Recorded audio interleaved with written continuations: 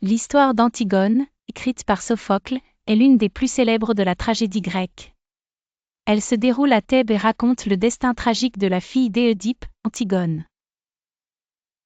Après la mort d'Éodipe, ses deux fils, Éthéocle et Polynice, se battent pour le trône de Thèbes. Les deux frères s'entretuent dans cette guerre fratricide, laissant leur oncle Créon prendre le pouvoir. Créon, maintenant roi, ordonne qu'Éthéocle soit enterré avec les honneurs tandis que le cadavre de Polynice, considéré comme un traître, ne doit pas recevoir de sépulture et rester exposé aux éléments. Face à cet édit injuste, Antigone se révolte. Elle décide d'offrir à son frère Polynice les rites funéraires qu'il mérite, malgré l'interdiction du roi.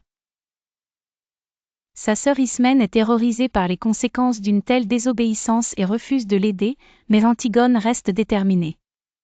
Elle brave les lois de Créon et enterre symboliquement son frère. Découverte, elle est arrêtée et présentée devant le roi.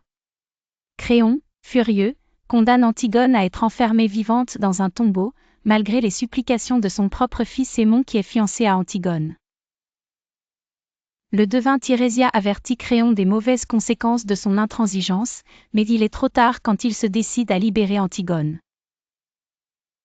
En se rendant au tombeau, Créon découvre qu'Antigone s'est pendue.